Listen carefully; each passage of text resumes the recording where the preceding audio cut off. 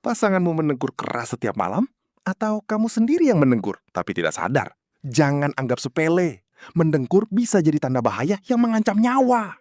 Mendengkur terjadi saat saluran napas atas menyempit. Tapi yang berbahaya adalah sleep apnea, saat napas benar-benar berhenti selama 10 detik atau lebih berulang kali saat tidur.